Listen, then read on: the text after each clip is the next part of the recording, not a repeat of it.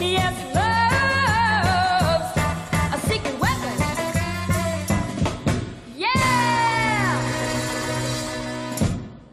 Hi, I'm Donna Loren. And I'm Dr. Adam Gerace. And you are listening to Love's a Secret Weapon podcast. Chapter 16, Sedona. The Red Rocks were calling me, so I decided to move to Sedona. It was a monumental turning point in my life. I had heard theories about the energy of Sedona. The one that resonates with me is that the vortex is located in various regions of this ninth wonder of the world, provoke truth-telling. It's more like a get-it attitude, more masculine than a nurturing feminine energy. Well, I got it all right. Within the first week of moving to Sedona, 3 major events took place. First, I was robbed. A young woman, who was my live-in housekeeper at the time, helped me with the move to the Red Rock region. One early morning, I awoke with a strange feeling. The house my little daughter, Katie, and I were living in was more like a cottage on a golf course. My live-in was nowhere to be found. Neither were my leather Claude Montana jacket, La Perla bikini, Persol sunglasses, and $200 cash from a piggy bank I was saving for Katie. I searched for her and my belongings, only to discover another valuable piece of jewelry was missing too. A necklace my daughter Anna designed with one of her grandmother Jeanette's rubies. I contacted the agency that I hired this help from and reported the theft. No sooner than the following morning, I heard a crash. Someone had run right into the corner of my little house. I looked outside and saw a luxury sports car abandoned at the end of the cul-de-sac we were living on.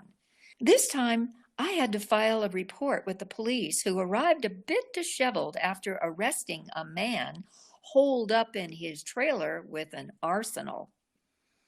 The words of my husband rang through my head. You can't run away from your problems. You always take them with you. Apparently, a wealthy young heiress drove her Lotus into the side of my house while under the influence. Thank goodness my daughter and I were sleeping in the room away from the front of the house. Nevertheless, we were very shook up over these 2 events. I decided to return to LA for Katie to visit with her dad and for me to see my daughter Anna. Our governess Gigi was still working for me, spending time with Anna after Katie and I moved to Sedona. Anna stayed with her father, and this was only supposed to be a trial period for me to take the summer to try out Arizona. I arranged for a meeting place where Gigi would bring her to me for a visit. Anna and I were feeling a tremendous amount of tension from the breakup of the family. And Joey was already at boarding school, and Katie was with me in Sedona. My mind went blank when I felt an intense defiance from my teenage daughter. I did the unthinkable. I slapped her face. Oh, God, I knew I was wrong to lash out this way. I had never raised a hand to my darling daughter. She became paralyzed with fear, and then I reached for her arms and asked for her to forgive me. She stood frozen in shock, and I continued acting violent by pressing on her arms as the VP of Dr. Pepper had treated me in my teens. My Anna ran away from me. The next day, I went into despair. I remained in despair over this twist of fate. When at last I became resolute about letting go of any drama between Anna and I, the only predominant feeling is the love I have for her. I shifted my energy away from the despair I was feeling about my situation and focused on making a new life in Sedona. Trying to carry on as a responsible parent to my youngest daughter, I dove in feet first and began to seek out my future there. The property I looked at first was Slide Rock Lodge, a property in Oak Creek Canyon that was owned by a man named Bogo Pfeiffer. The one-story lodge was pressed up against the beautiful Red Rock Mountains across the road from a creek, with 700 feet of access, unobstructed. I had visited it several times. It was not the only place that I stayed at in Sedona, but Slide Rock Lodge was the place where my idea was born. My concept was to develop a retreat center and incorporate the indigenous food of the region on a menu and have an acupuncturist on call along with a holistic health practitioner. There were trout swimming in the creek down below, and they would be the primary protein. And the corn that the Navajos and Hopis had raised for eons, apples and wild mountain blackberries, and the wild herbs like watercress that grew near the creek would be the basis for the menu. My vision for this was to bring people to this pristine environment and be evaluated because of their health issues and stay for a period of time with guidance so that they could begin to heal. Another great advantage of its location was due to a tourist destination called Slide Rock. Originally, the Native Americans in the region, Navajo and Hopi mostly, came to swim in the healing waters that flowed at this location. It felt like you were at Disneyland, and in fact, Disneyland has copied some of the scenery from the Red Rock region in their Big Thunder Mountain Railroad roller coaster. John Ford discovered Sedona for Hollywood and went there with John Wayne to film Stagecoach. Even Elvis did a movie there, too, called Stay Away Joe. Then just about every car commercial in America is filmed in these beautiful Red Rock formations. Some of the monuments look like a bell or a cathedral. One looks like a steamboat. Guess what Coffee Pot Rock looks like? Then there is the element of vortexes of energy within the mountains that vibrate different feelings. You feel comfortable in certain places and a complete intolerance for others. 4 million tourists a year pass through this canyon and stop to cool off in the melted snow that takes you on a slippery rock ride. The first time I ever entered these waters and took the ride for myself, it was exhilarating.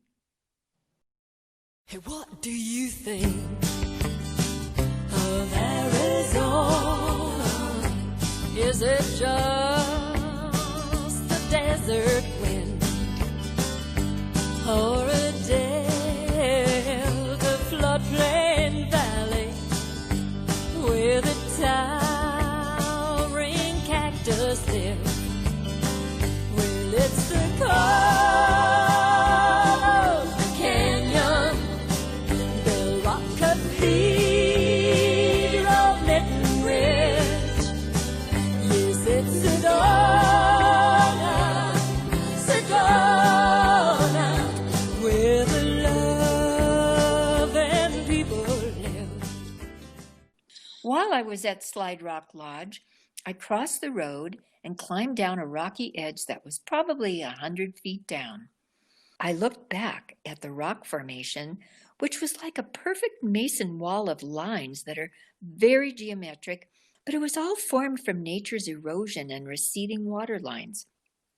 I bought a book that talked about the geology of the land and learned that where a layer of lime settles in the Red Rock Formation indicates where the ocean had left a water line.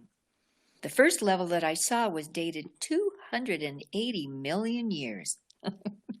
There was another layer of lime further up the wall that represented 100 more million years. When you look up at a wall and it tells you time like that, it is so humbling to think that every inch represents 1,000 years, and it's all compressed in the geometry of the cells that create the soil. It's all so perfect. I went to 2 other locations when I was scoping it all out and thinking about my budget. I met a man who owned a gym that I was working out at, who I shared my ambition with of developing a health retreat. He told me there were 2 places that he wanted to show me. They were amazing properties that were frozen in time. Soda Springs was a dude ranch that was popular in the 30s and 40s for the Hollywood crowd to escape to on the weekends. I was told that it was one of Clark Gable's getaways. If you were that famous, no one really would encounter you because of the remote location of this place. The day that I entered the property, there were at least a dozen wild horses just romping around next to a stream, which I later found out was part of the Verde River. It was quite beautiful, lined with cottonwood trees and wild watercress at its shore. The horses must have loved the wild vegetation, which also included berries in season. When I started looking around the property, I noticed how neglected it was. I walked up to a rather large cabin that, when I looked through the cobwebs that had collected in the windows, I saw a virtual museum of the Southwest inside a lobby common living room space for guests. There were Navajo rugs that were incredibly valuable, Hopi baskets, and masterful paintings, the likes of Russell and Remington, covering the walls. What I could see was comparable to museum quality, but it had been sealed up so tight that the spiders that spun their webs on the exterior could never get in. It was a time capsule, minus the Hollywood stars that had graced this incredible space. I was told that originally this property was owned by a woman who left it in her will to her #1 ranch hand. There was another house on the property from which I could hear some sounds, like a typewriter clicking away. The sounds drew me toward the house to peer into another window, where I saw a man sitting at a typewriter. I could see that he was dressed like a cowboy in a western shirt, with his hair buzzed close to his head. He was a man of 70 or so and very physically fit. He sat at his typewriter, clothespins holding the paper on the spool that rolls it up. I decided to knock on the door and say hello. When he opened the door, I saw that he lived in a small house with a labyrinth of stacks of newspaper. This appeared to be a lifetime of newspapers. I'm sure that while he was a ranch hand, he was saving every paper ultimately to write the story of his own experiences and life. And so, literally, he was surrounded by the trail of his past. More than likely, photos of the guests that came to the ranch were in many of those papers. I didn't want to impose, so I stayed outside. A place like that really has its own vibe. I did tell him, though, that with all the resources that existed on the property, it would be a great restoration project. Well, he flat out told me that he would never leave, so if I ever wanted to do something with it, I'd have to incorporate him, which probably wouldn't be half bad. Well, then there was the other property that this fellow showed me. It was actually on the map, and it was called Tonto Bridge. This was another big tourist attraction because it was the world's largest natural travertine bridge. Even though this property was a state park, there was a small private hotel that had about 30 rooms and an Olympic-sized pool that was empty, left over from the 30s. That had tremendous possibilities, and the hotel was for sale in my price range. Property itself was just stunning. There was a pear orchard in a meadow that had a backdrop of purple rock, which meant that the mineral magnesium was very prominent in the soil. And one white ass. He was braying, and the wall created an echo. Sounded like a herd, but it was only one. As I was walking up to the hotel, I noticed a trickle of an underground stream. Again, the edges were thick with this wild watercress. I followed the trickle to the edge of a bluff that led to a stairway built into the rock. The stairs led to a vision of a grotto and a perpetual rainbow. This little trickle of water from above became a mini Niagara Falls. How many millennia did it take to create this phenomenon of nature? I climbed down the hill and went down into the grotto filled with ferns, nurtured from the constant mist of water coming from the waterfall. Those were the 3 properties that I knew about that I could afford to buy and made sense to develop into a health retreat. Was this my destiny? I love being part of the self-help movement by healing myself and applying it to those close friends and family, or trying to at least. Reality set in, and while I began living in Sedona and went into overwhelm, I realized that purchasing a property is one thing, but developing it entirely another. Probably the biggest lesson I learned from that is that I'm filled with ideas that require implementation. Usually, people who are creative suffer from this symptom. Therefore, it's always best to attach yourself to someone else who can complement your ideas with the ability to implement them. And that person was missing in my life. I think we cover a lot of different experiences in this reading, Donna, or you cover a lot of different experiences in this reading. And I'm interested to start for our listeners in this idea when you speak about the reunion with your daughter and what transpired there and how sometimes emotions or anger take over and we almost feel not in control of those emotions. Can you talk a little bit to that? Yes, I must say, Adam, that, how you introduced this discussion Mm. is actually very valid because you're very much a part of my life. You have been for a couple of decades already, and so I do consider this a true collaboration, and a big long distance hug and kiss for that. Thank you. Absolutely. To get into, my reflection and what I've come to be aware of is that anytime there's repressed anger, when you live in a environment, when you're raised in an environment where you're not allowed to express yourself, you become obedient, under the threat of just surviving, and that the anger is there. And when it rises, it's like there's, it kind of takes over to the point where you're not yourself, or you don't think you're acting, the way that you would normally expect yourself to behave. And I lost control for that moment that shifted my relationship with my daughter forever. It's it's interesting that you talk about almost replicating a situation that had happened to you several years before, where you were reprimanded by a person in authority, one of the VPs of Dr. Pepper, who grabbed your arms essentially.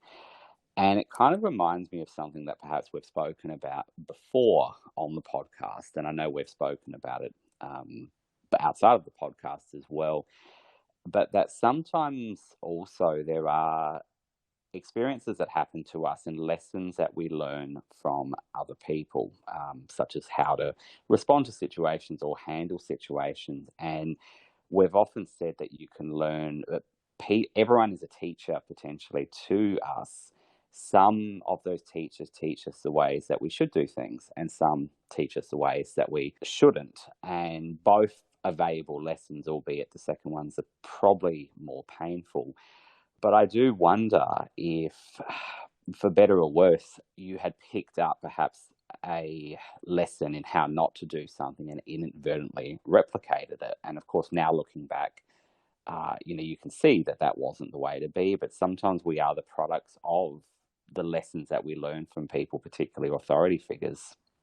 I echo your sentiment. I truly believe we're products of our environment. And it takes a very wise young soul to know, the difference of someone's, someone who has authority over you, their behavior and what you choose. And that memory goes in because, as the great intuitive healer Carolyn May says, you're wounded, and that wound is trapped inside you, and it becomes a resource. It's not a constructive one, but it's there. And I can just go back to when I was really young, and I was 3.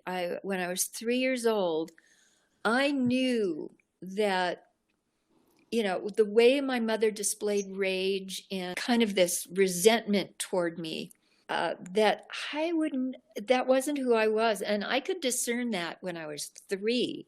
But it's still an experience that is part of your point of reference in life. And if something triggers you, Mm, it's there. And, I have to conclude that, when you reach a time in your life where you have a moment to really go deep and see that and know that it's there, that if you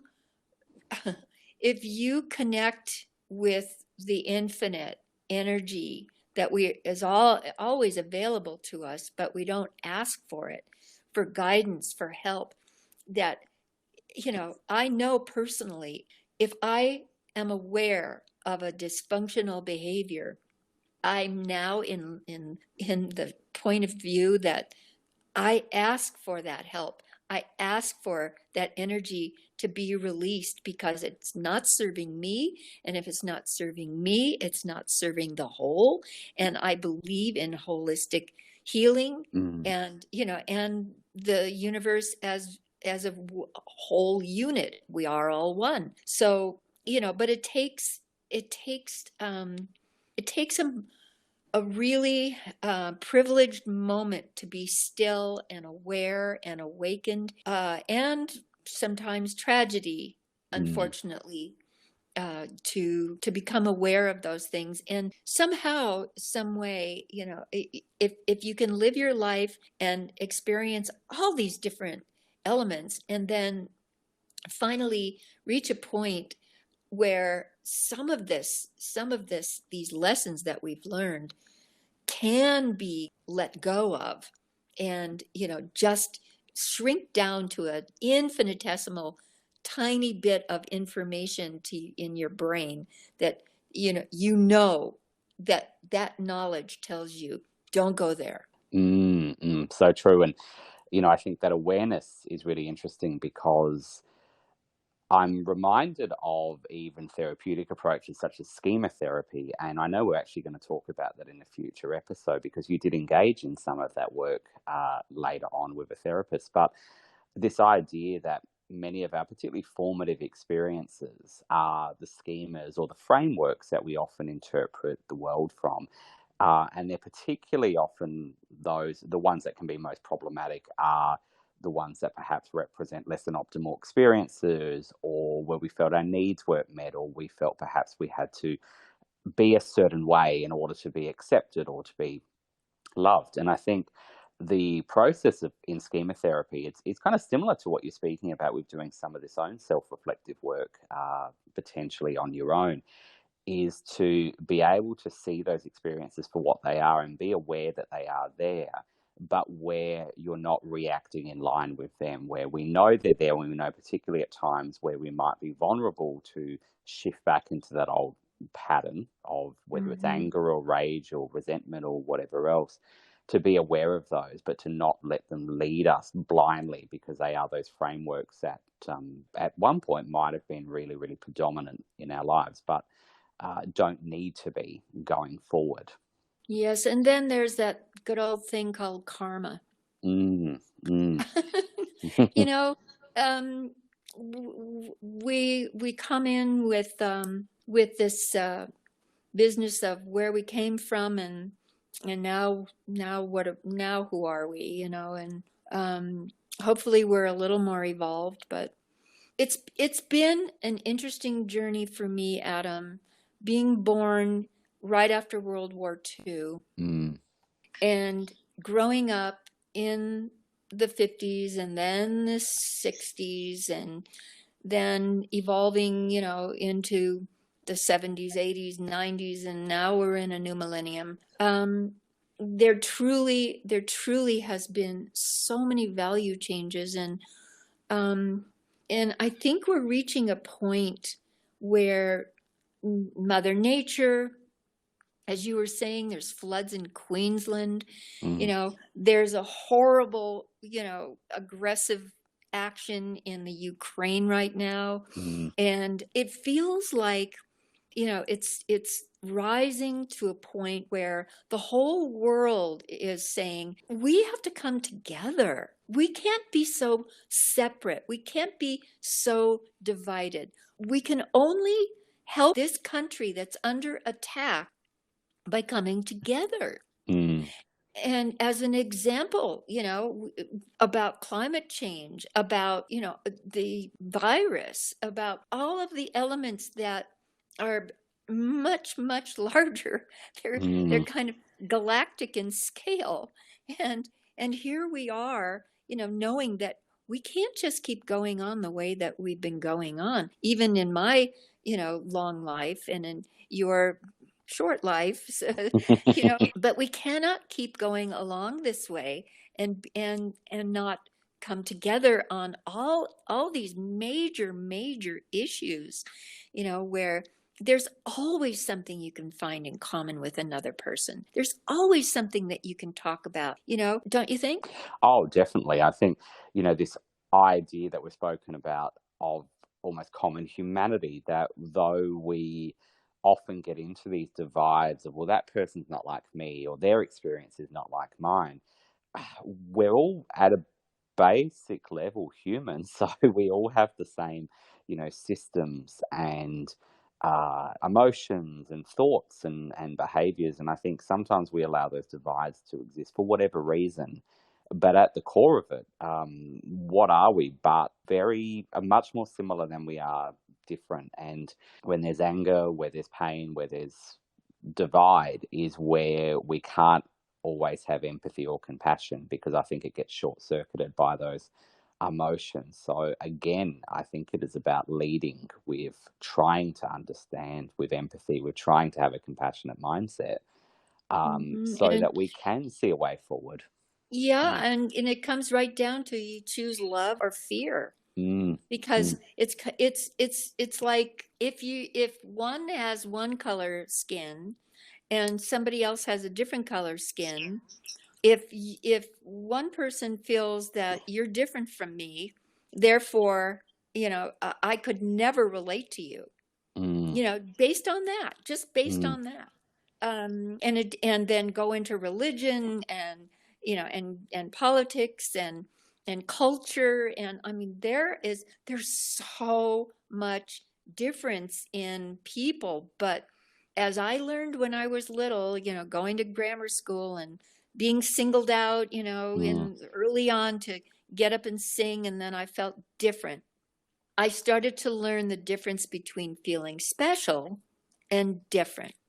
mm, And it makes a huge it's very beneficial when you can see that, even though it hurts, when people think that you're different or treat you like you're different, mm. because then that's another form of isolation. Yeah, absolutely. I think that's such a important lesson for us to realize, that sometimes we can also get caught up in, because we want to feel unique or special, or whatever we want to call it, is that we might mistake that with being different from other people, and they're not the same thing. Being different is isolating. It can be sometimes where we try to put ourselves on a pedestal, where we think we are better or we have a better Exactly. opinion.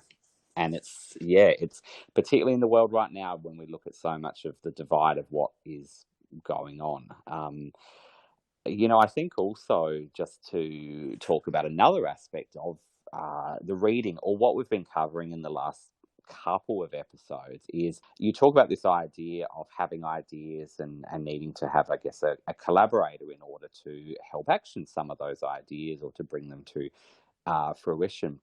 And I know in our previous episode, you spoke a little bit about going into the studio and you had collaborations with various people in the studio, the top musicians, producers, some of whom you'd worked with previously.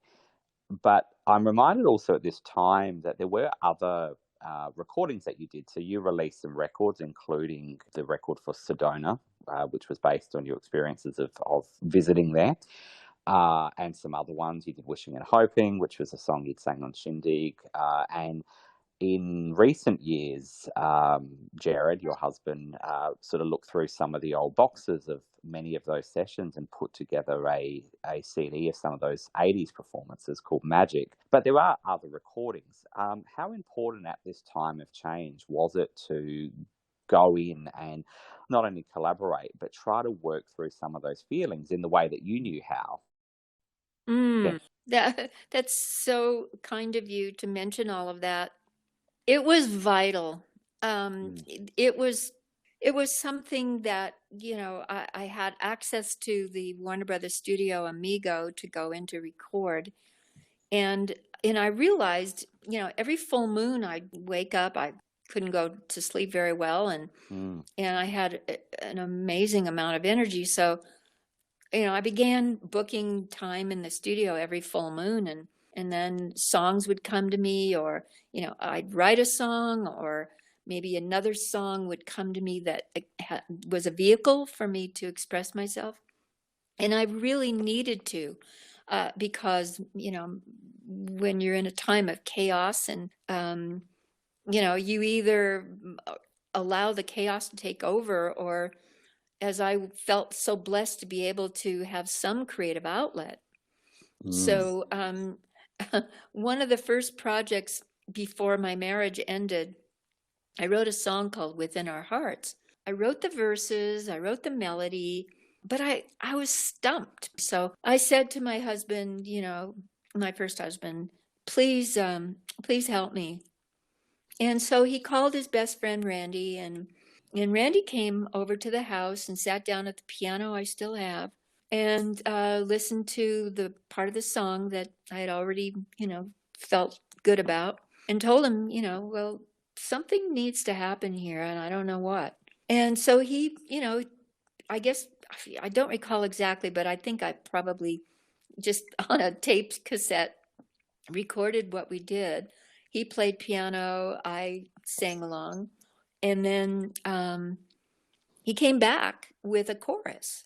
Mm. And then he said he would go into the studio with me, and so we went into Santa Monica to a different studio, which was Jackson Brown's studio, Mm. and Lee Hirschberg, who was Lenny's #1 engineer for all the great music that he was making, came in for me.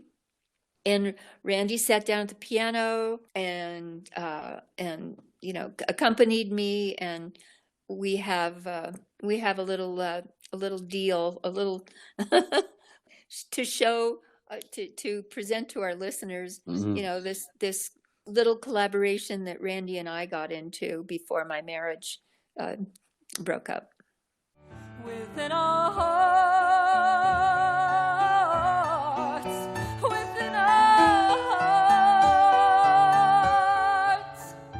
home is safe high in the mountains, where the love and folks shall be, where the love and folks shall be.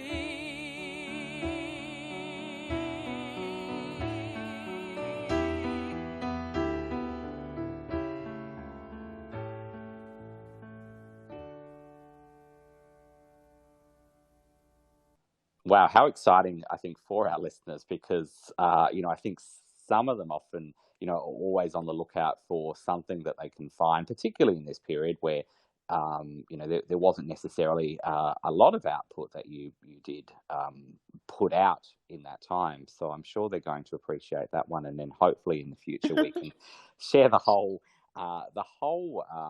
performance, but as well as some other performances. But, again, with this idea of the collaboration, and while it didn't come off, it's so interesting that even at that time in the 80s, you were talking about doing something that has probably become very prevalent now. This idea of a health retreat, particularly somewhere where the natural environment is really conducive to well-being and healing. It's a shame that it didn't come off then, but what an ahead of its time idea to try to do that in Sedona. Oh gosh, well, those Red Rocks are so inspiring, and I felt healed every time I went there. I mean, a healing of sorts. Mm. And well, I heard, I don't know if this is credible, but maybe our fan guest Mike Brown, who worked within the law enforcement industry, Mm. would verify this. And I heard that the color red, that red that is in those rocks, Mm, were was kind of the same color if there was an interrogation used mm. uh, to get the truth out of someone like a suspect in a criminal or something. And so I'm not sure if that's absolutely valid, but it just felt like going to that region of this country. Those rocks insisted that you deal with something Mm, that was uncomfortable. mm, That anyway, that's what I got out of it. And maybe just being in the energy of these monuments opened your heart a little bit more mm. and allowed some of that truth to come out. And when it does, it's not fun.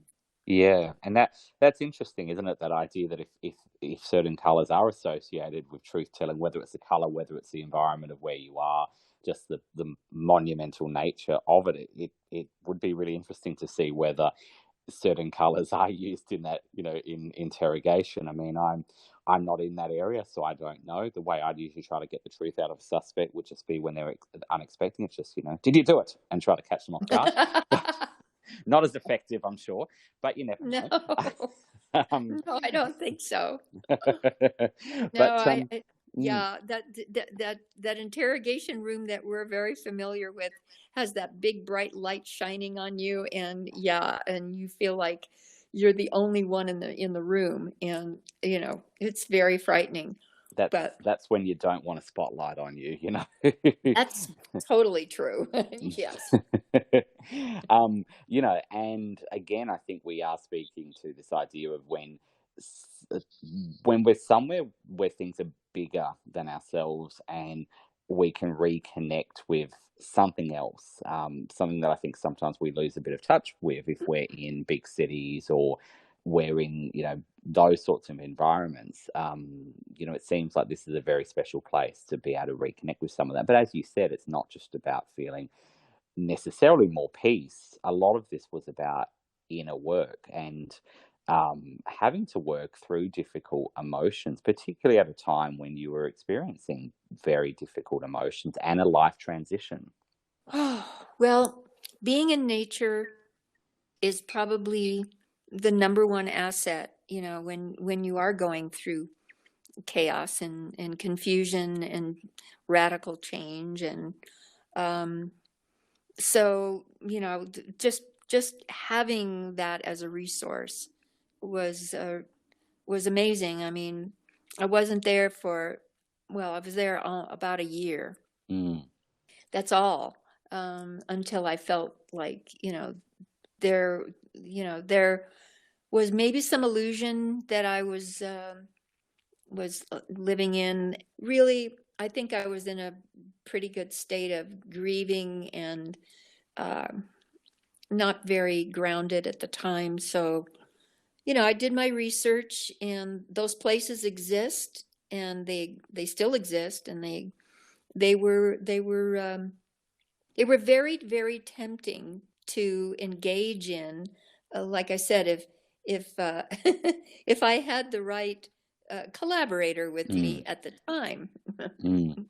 Yeah, and sometimes those moments, yeah, it's not the right moment, but we learn something from those, and I'm reminded a little bit about what our fan guest for today speaks about in our conversation with our wonderful fan guest Jeff Benson. This idea also, we're talking about collaboration, but I guess related to that sometimes is this idea of uh, having a chosen family of friends, collaborators, supporters. Often, sometimes for some people that can come from family and great, but it can also come from other areas, and the time that it can take to develop that, to develop this, I guess, chosen family. And I think he speaks quite powerfully to that, amongst other things, as much also talking about where that emotional bonding can come from. It may not come from people. It may come from animals. He speaks about his cats in that case, and our listeners might have heard some of Lucy in the background during various parts of this episode or other episodes. So, I think it kind of dovetails quite nicely into what we're speaking about today. Well, he is a courageous man, and I just love him. Well, should we go over to our conversation with Jeff? Absolutely. Welcome, Jeff Benson, to Love's a Secret Weapon. Mr. Jeff Benson has been a wonderful fan of mine on Facebook for quite a while, and I really, really look forward to sharing this time with you, Jeff. Thank you so much for coming on Love's a Secret Weapon. Welcome. Well, thank you, Donna and Adam. It's such a pleasure to be here with you. Thank you for the invitation. So how is your day going? And tell us a little bit about yourself. Well, it's a wonderful day here in Chicago. We actually had some sunshine, so you know how special that is for us. Oh, it certainly is. In the Windy City. That's right. And I didn't know that you spent so much time out here back in the day. I certainly did. I know it pretty well. Yeah, I love your stories because I've been to all these locations. Oh, fantastic. So this was where Donna did a lot of her early Dr. Pepper work, just to remind our listeners, as well as filming the commercials, the Dr. Pepper commercials. That's right. Yeah, it's just minutes away from where I live now. Where's that? Well, I'm in northern Illinois in Rockford, so it's just across the border in Wisconsin, up in Lake Geneva. Oh my God, that is such a gorgeous part of this country. I love it. We're from Atlanta, but my parents settled here, and it's really nice. It is. It's a good place to raise a family. Fantastic. Are you doing that? Just with my kitties. I'm single here. Well, hey, those little eyes and whiskers count for a lot, and and every single one of us has a soul. So that's right. And boy, tell us about your little family. My little family. Well, I adopted both of them. They're both rescues, and my little Mr. Lucky, he came out of a storage building. He was 3 stories up, and my maintenance man came and got me and begged me to take him home, and I did. I said, if you can get him out of that 3rd story, I'll take him home. He was 3 weeks old. Oh my goodness, wow. 3 weeks. Oh, he must have been so tiny. He was really tiny, and I was working at the time, so I wasn't able to bottle feed him, And I took him into the vet, and it was a British vet, and this lady, she said, let's see if he'll eat a little pate off of a plate. Well, he did. And she said, if he's smart enough to eat the pate off the plate, he can drink water out of a bowl. He's a very fancy cat, I have to say. He's a start off fancy that cat. way. Yeah, but Dr. Adam, don't you think that some of us come in with wisdom that is way beyond our years? That's exactly it, whether it's people, whether it's animals. I totally agree. And usually on the podcast, you'll hear my cavoodle Lucy in the background barking or looking out the window or whatever. Yes, she's not here at the moment. She's out walking, but you've probably heard her as well. Oh, yes. I Yeah. think animals are so aware of, our feelings and the relationship that we have with the animals is just, it's so deep and it just touches your heart, and you just want them with you all the time. Oh, it's true, and I'm so glad you brought it up because with the pandemic and everything, they're great company. I'm in the house quite a bit, so they're my little clowns here. They make me laugh every day. Oh, that is so precious. And what do you do, Jeff? I guess for your work. Oh, well, I was in manufacturing for 35 years. Wow. And banking before that. Wait a minute, manufacturing what? Oh, hydraulics for the big Caterpillar equipment, John Deere. I see. Wow. Yeah, we would do like the second brake system for them. We did airplane flaps and hospital beds, the lifts, all kinds of things. How about elevators? No, but I'll tell you a story. We did chiropractors, what you lay on when you go to them, and I was laying there and I saw our tag on the motor that ran it. And I told the doctor, I said, I can almost assure you I made this unit. That is great. So, Yeah. and I hope you walked away pain-free. I did. He was a short man, but I'm telling you, he had a grip. He twisted the way. He's like Mighty Mouse. He really was, just everywhere at once, Well, I tell you, if you'll permit me, I've got to tell you my cat story of what happened last week. Please do. I have another cat, which is a Maine Coon, and he adopted me also. He came out of the woods one day and just kept sitting on my end of the dining room window. And so he finally peered in. And when he peered in the window with his little paws, my heart melted. So I had to adopt him too. But the other day I was, it's been below zero out here in Chicago. So my back locked up on me like it can. And so I was walking down the hall and I was just stretching. There was nobody here. And I just went, like that. Well, when I walked out towards my cat, he mimicked me and did the same thing back to me. So he went, and I said, did that come out of you? Now that's what I call empathy. Yes, I was going to say exactly Really? the same thing. Yes. Well, I thought, anybody that says cats don't have a sense of humor just wouldn't know. And I thought they notice much more than we ever would think, Yeah, and what a gift that you've taken in and made family so many of these animals that needed another chance at life. Oh, absolutely. He was already declawed and everything, so he was defenseless out in the wild. Yeah. Oh dear. Yeah. So he just kept coming to me, and I just finally coaxed him in. How wonderful. And Yes. we often get our guests to talk a little bit about how they first and this is fantastic that we're talking about animals and that connection, because I think so many of our listeners are going to find this interesting. But just to take a little step back, we often ask our guests to talk a little bit about when they first became acquainted with Donna's work and talk a little bit about our podcast. But from what I understand, you're like many of our guests who discovered Donna probably through a beach party TV showing.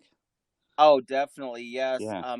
And I had also had the opportunity to mention to Bobby Chance how wonderful it was.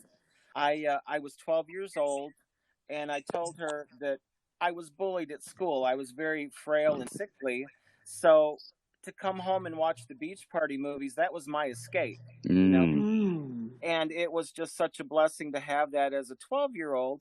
The Chicago TV would have like beach party movie week.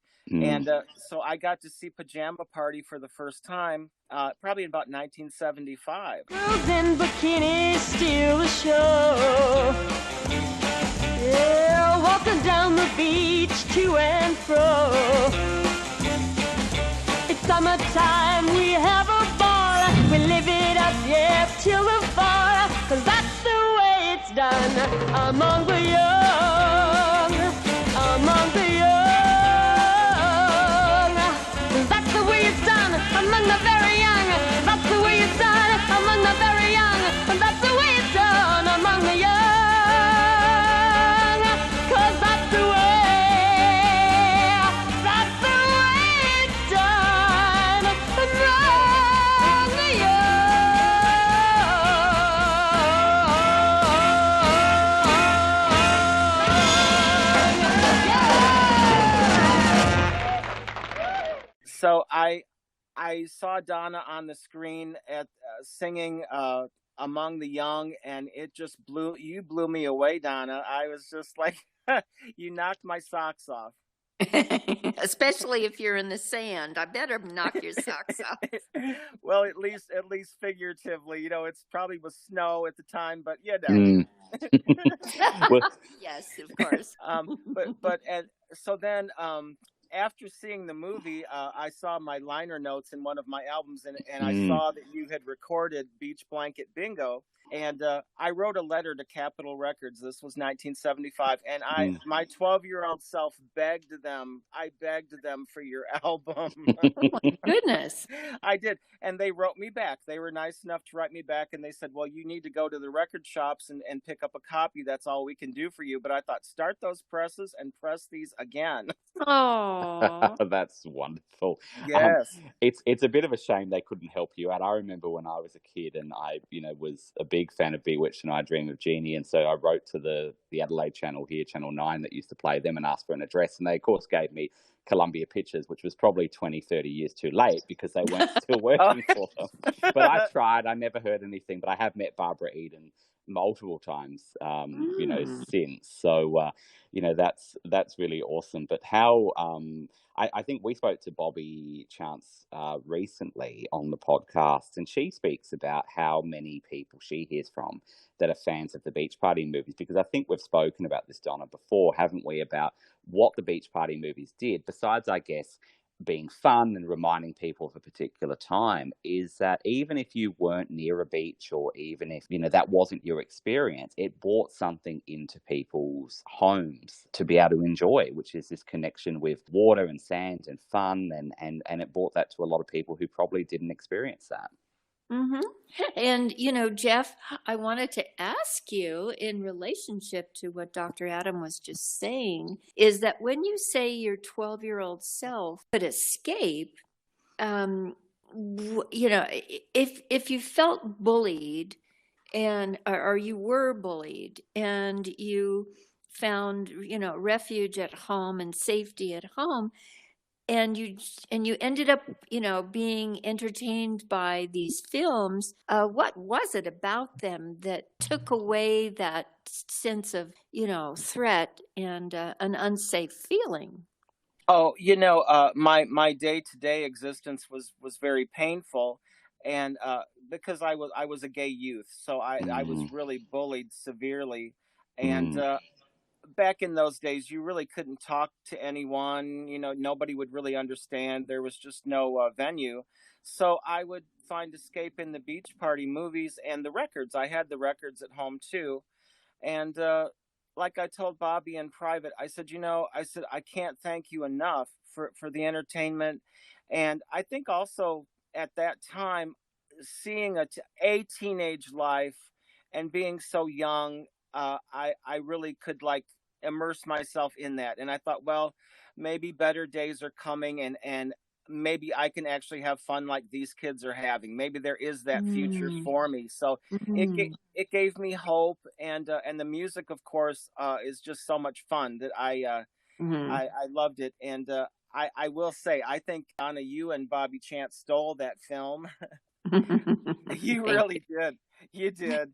And the comedy and the music still hold up today. I love it. It's one of my favorite films, Pajama Party. Oh yeah, Pajama Party, yes. And I also wanted to inquire about this this feeling of acceptance, because the California coast gave off, at least the Southern California coast, gave off a feeling that just didn't really exist anywhere else in this country. And it was more of a feeling of acceptance and comfort, and more of a communal style of living. You saw, various people, communing together, not so rigid as sometimes living in the Midwest and the East was in those times. Did you feel that? Definitely. I was raised in Atlanta too, so I know all about rigid. Okay. Yeah. And I tell my friends it was the old South. Okay, I was there in the 1960s, so I mean, I'm talking the old way of living. So my grandparents were very Victorian, and my grandmother would actually walk into the living room and turn off the television. She'd say, "Everybody out, that's it." Ooh. Was she the boss? I mean, Oh, both of my grandparents were the boss, but she would lock us out of the house for like 2 hours in the afternoon. She had so many grandchildren. She's like, all the boys out.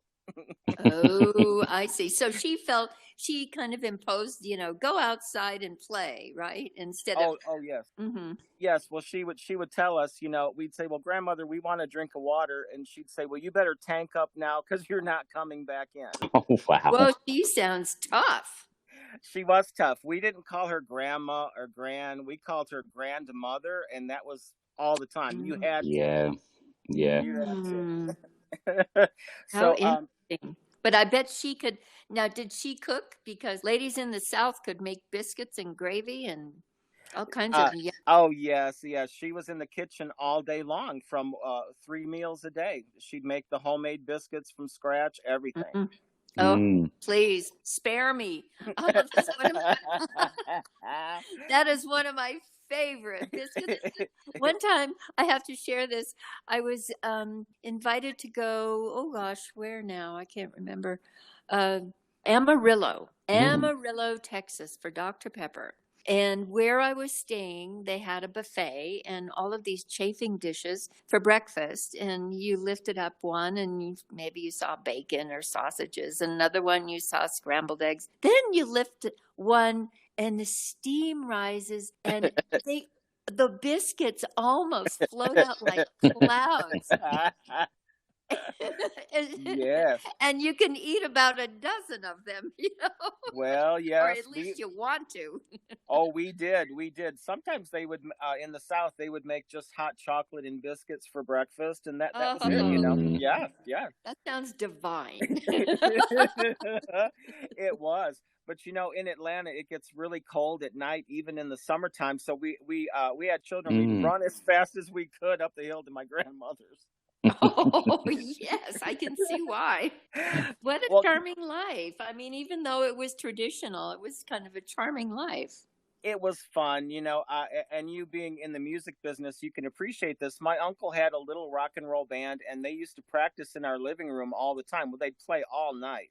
Mm. And the musicians I met them as an adult in my 20s, and the one man said, I'm so sorry I kept you up every night as a child. Oh my goodness. So wait a minute. When did you finally move? I mean, you were 12 where? Oh, in Chicagoland. I see. Okay. Yep. So when you discovered your sexuality, you were in Atlanta or I actually was in Atlanta. It was more open down there for that. And Interesting. So I was there in the summertime, most summers. So I was just one of those growing up summers. I knew at about 12, I think 11, 12. Yeah. And so how are your others, the other grandchildren? It sounds like there were a whole gaggle of them. Oh, yes, there were 20 of us. So how did they treat you? Or did they treat you equally or did they set you apart? Well, that's a really great question. I was treated equally as a child, but now as an adult, they've made their judgments. So now I'm set apart. So, Right. but you know what? It's better this way because I'm so comfortable as who I am. So I'm happy regardless of whether they're in my life or out, That is so courageous. That is so courageous, Jeff. That really is. And Jeff, have you found your own community of friends and or friends who become family? Oh, yes. It's been just wonderful. I mean, everybody has really gone the extra mile for me, and just in ways that I never knew before.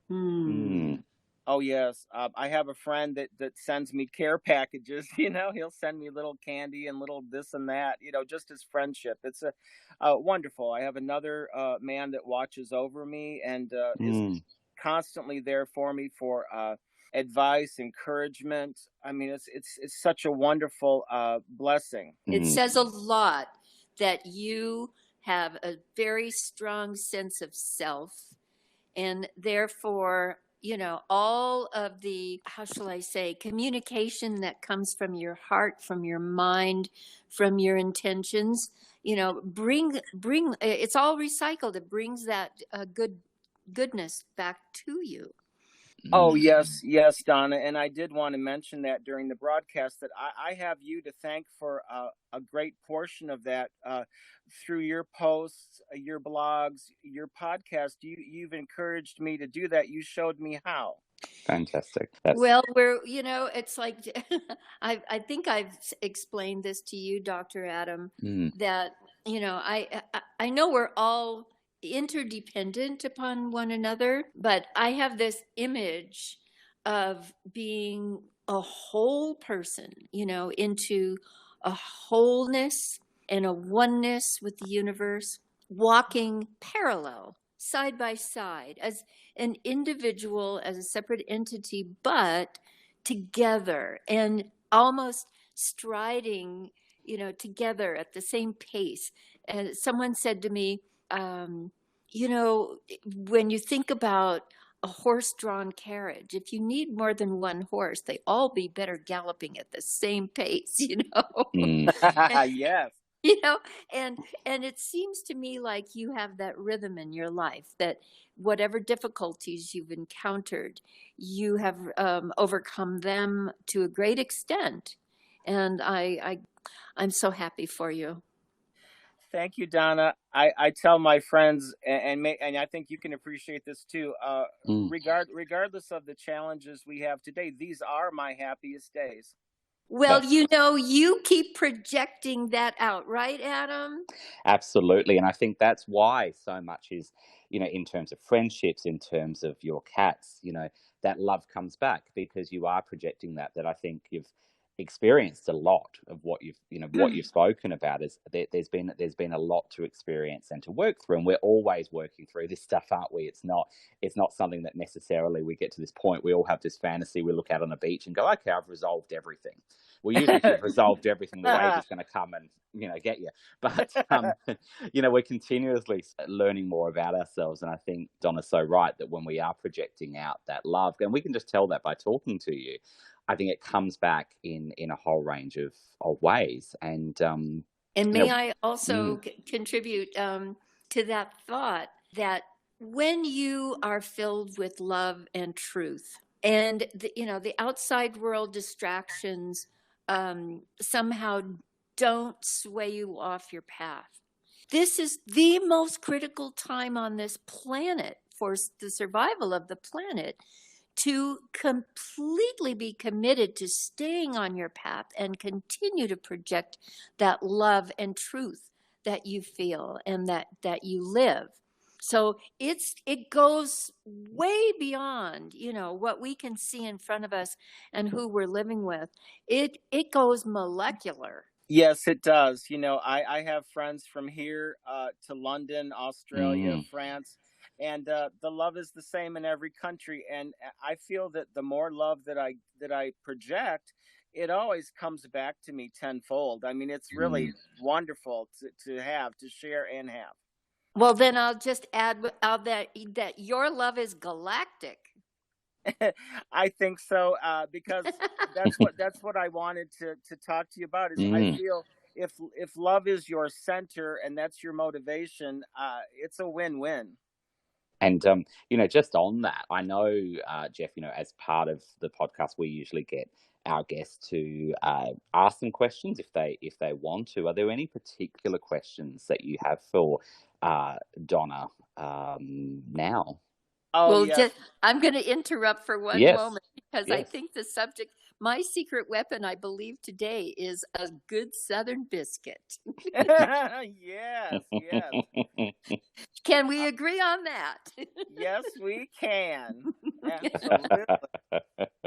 With some melted butter and gravy. Woo! Oh, okay. You better believe it. My sister makes the gravy, so it's wonderful. That's her specialty. Yes. Okay. All right. Sorry for interrupting.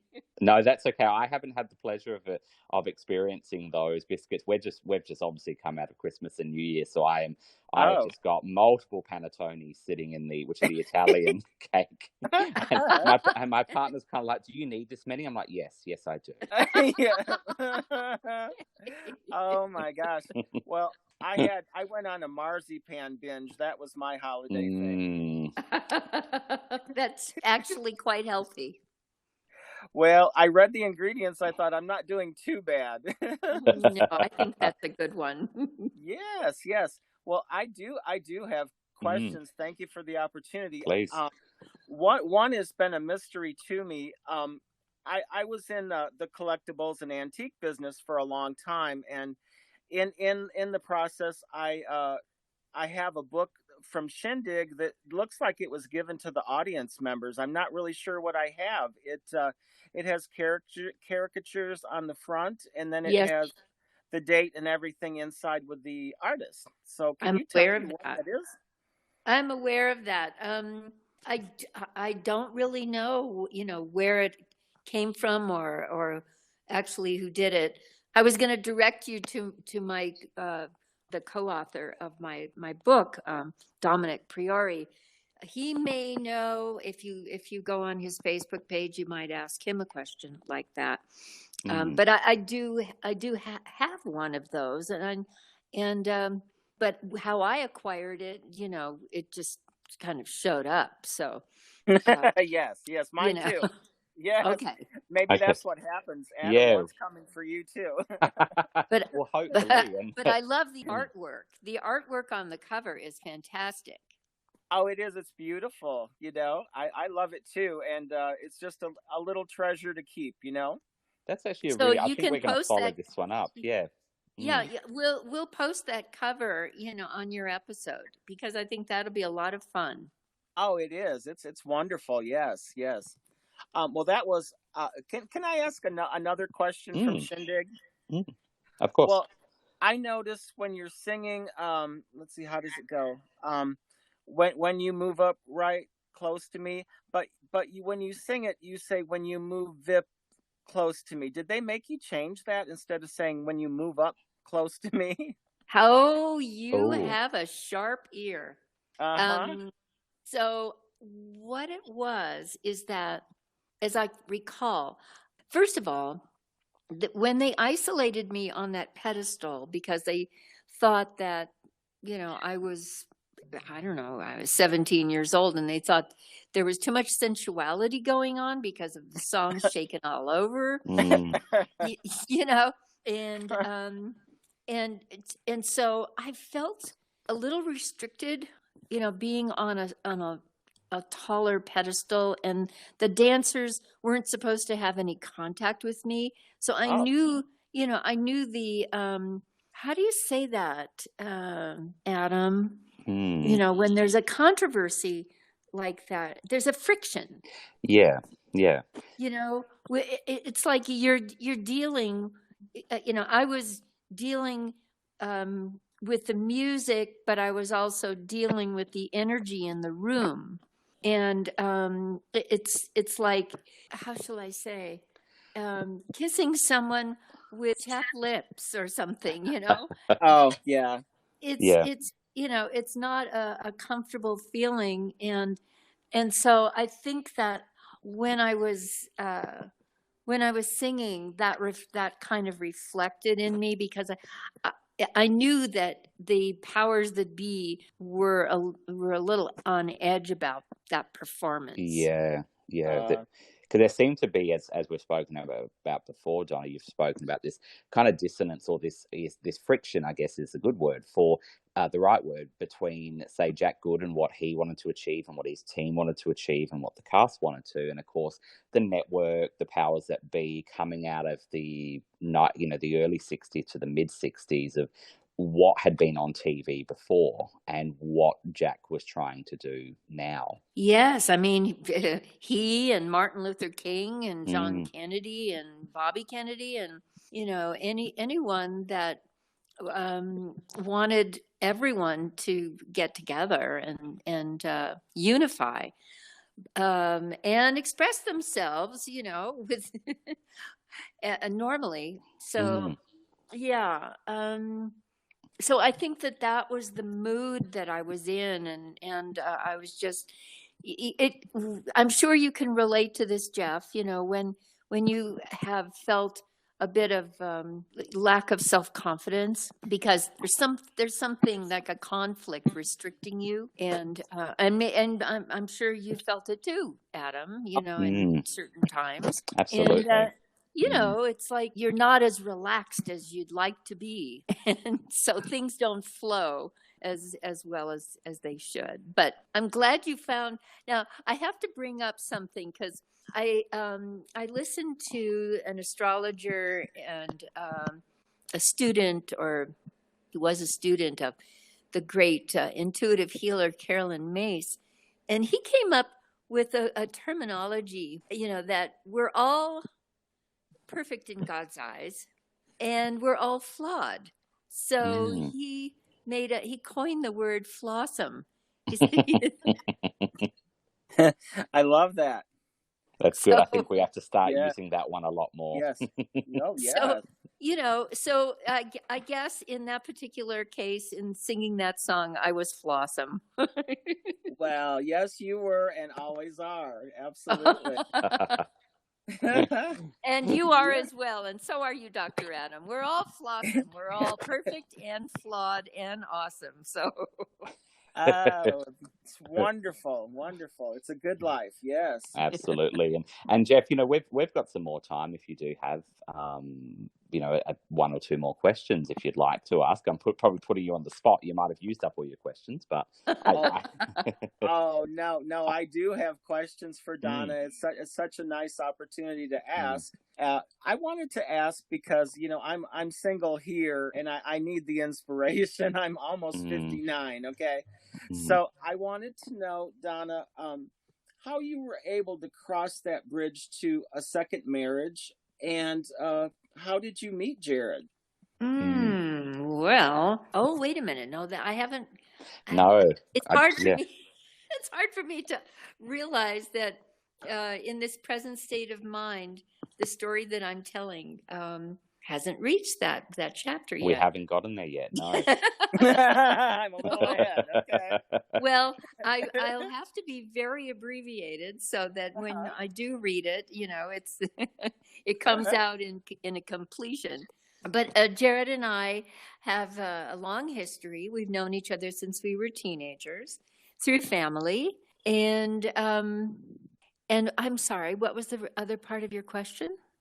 Oh, I think that most for being single, how you were able to start over in a second marriage, because my mom did the same. It's not easy.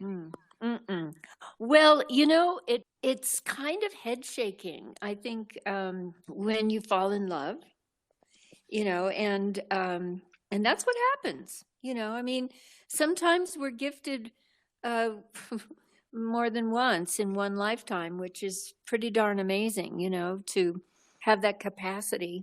But this marriage is quite unique because we are very synchronistic. And yes, there are times that we have to explain things to one another, but we really do have a wonderful understanding and a wonderful empathy toward each other. So that showed up through the years that we were platonic and friends, and then when we decided to become a couple, it just manifested even more and deeper, and it just continues to go deeper and deeper.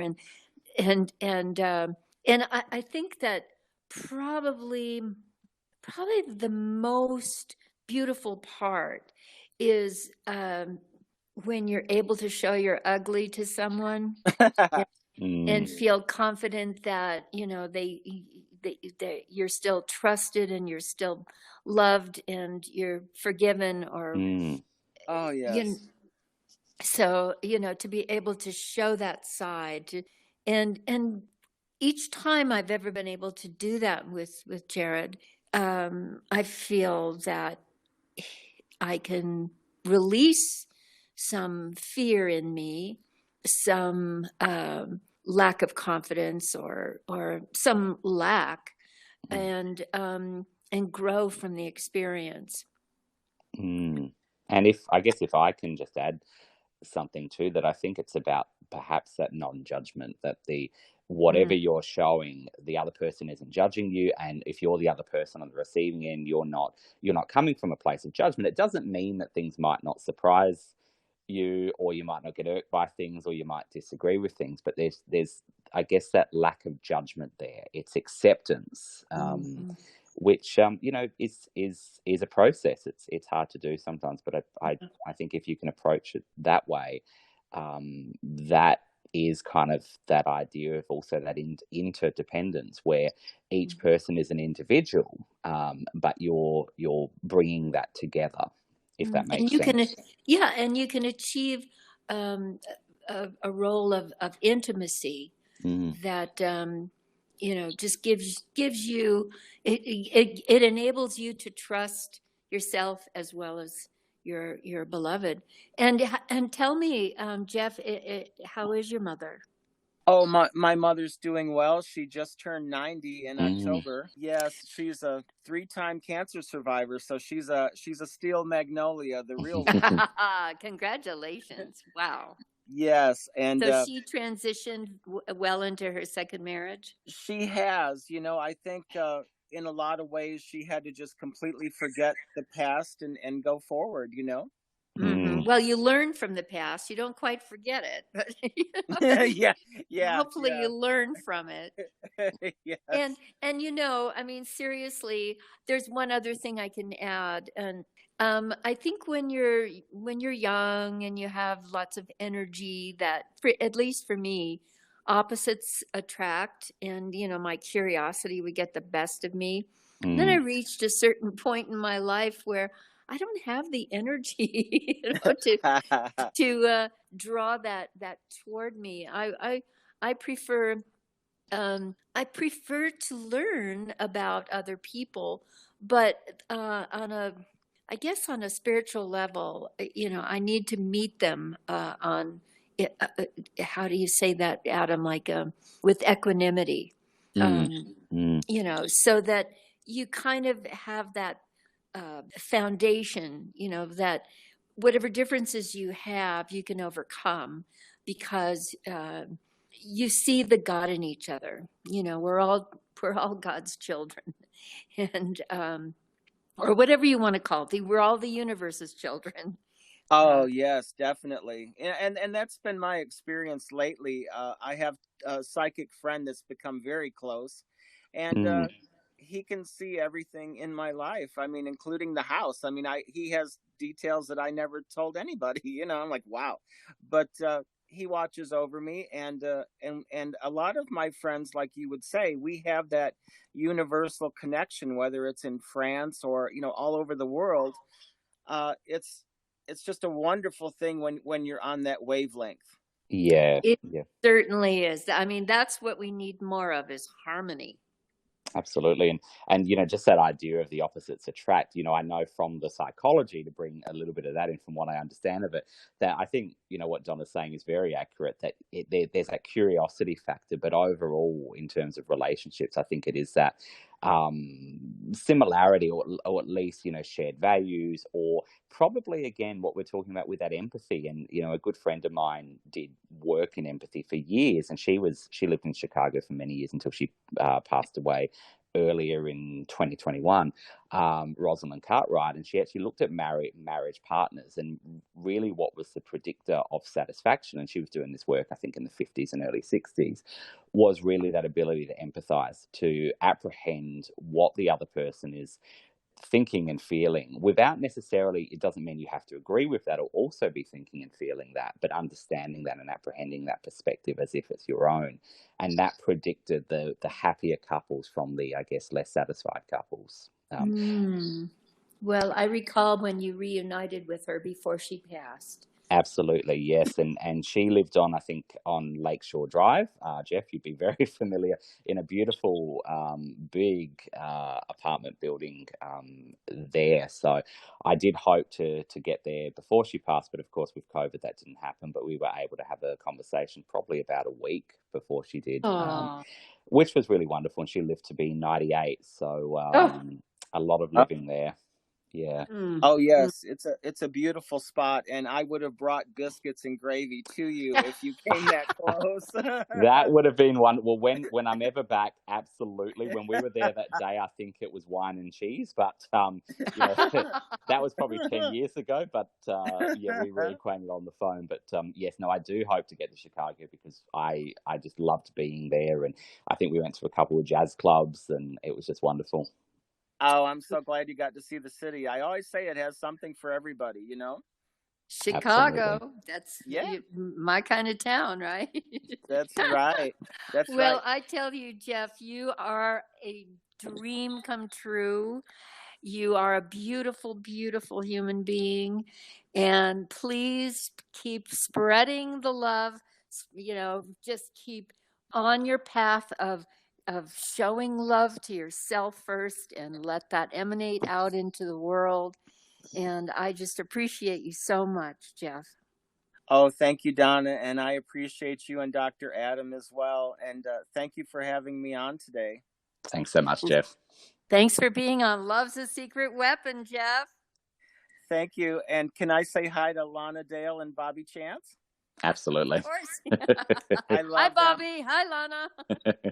And hi to your Jared too. He's a wonderful man. I met you Oh, both of in course. Chicago years ago. I'll blow some kisses. Mwah.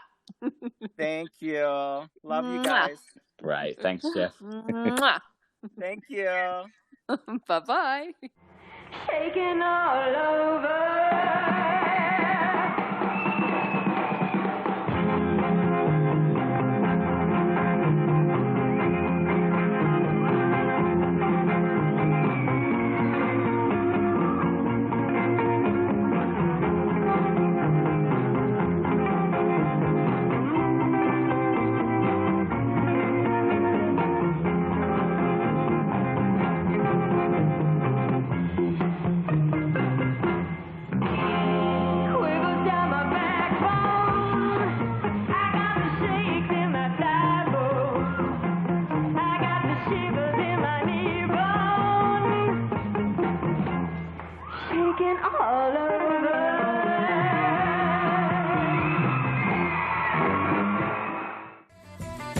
Yes,